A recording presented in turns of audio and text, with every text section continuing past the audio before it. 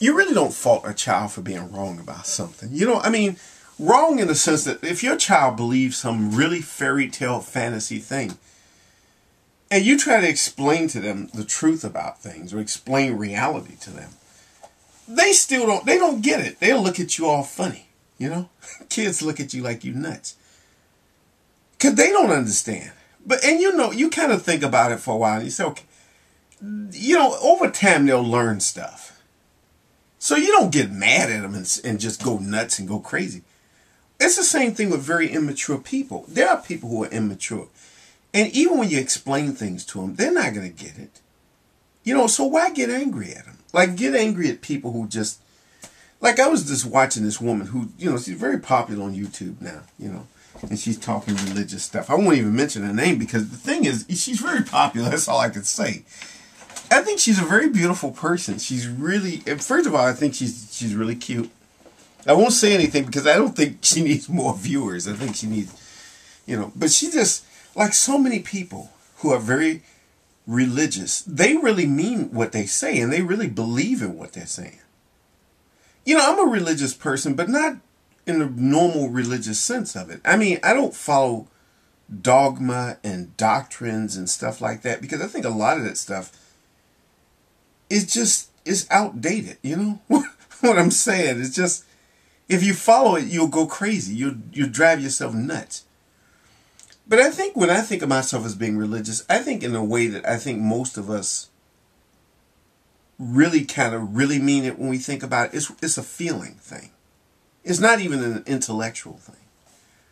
You know, the feeling of doing what's right, the feeling that life has a certain sacredness to it, you know. Because I used to live in a neighborhood where people didn't care about life.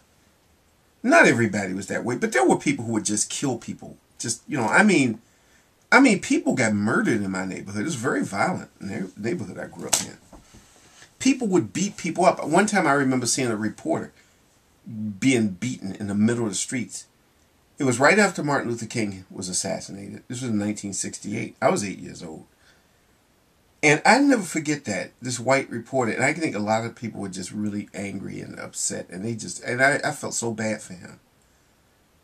But anyway, you know, people can be cold and heartless and just and you see violence like that. And you know, you just think this is just not what's supposed to be. People aren't supposed to be that way. So I guess in that sense, that yearning for something better, for a better world, in that way, I'm religious. I'm, you know, but I think that this woman, you know, she's really a beautiful person, really a very beautiful person. In the sense that she really does care. But I think she says stupid shit, you know. I mean, people say stupid ass things. You know, and they want to condemn everybody because they think that they have the solution for making it a better world. If we could just, you know, sometimes people like that can be very harsh in their zeal to make the world better. And I think that's what it is. And in that zeal to make it better, you become part of the problem, so to speak. Because you become a very harsh person. And yeah, taking it to its extreme, you can take things out of context. And I think that's how sometimes religious people can even be violent. Even in the most extreme forms. Because they lose track of what is the deal here. See, religion to me isn't so much a holy book issue. I think everybody gets into the holy book.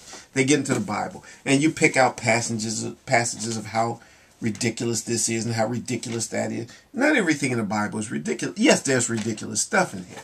But not everything in it is ridiculous. And that wasn't, I don't think, really the original purpose of it, is to be a ridiculous book.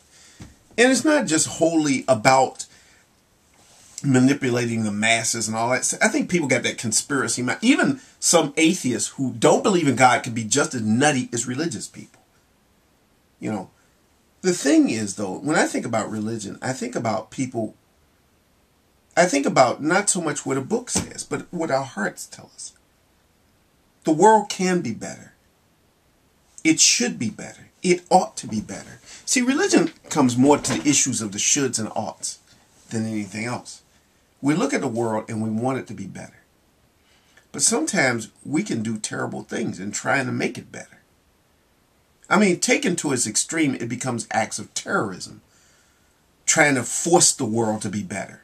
If only we would listen to the great teacher in the sky or the great teacher over here. And if we just, people do crazy things. It's like the Heaven's Gate people. People want the world to be better so bad that they distort reality. They don't see things for what it is. They don't see things for what it is. They lose track. That's a problem.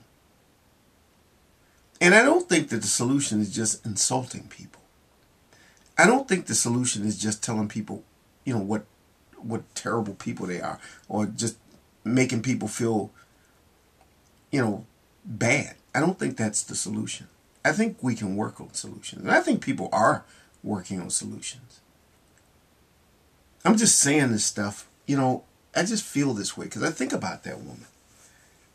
I think about her. If I say her name, everybody will know who I'm talking about because she's like really popular with her group, so to speak. I could say she's kind of vilified by some and praised by others. And I won't even mention her name, but I just think I think people mean well. They really do mean well, but they can do bad things, even if they mean well.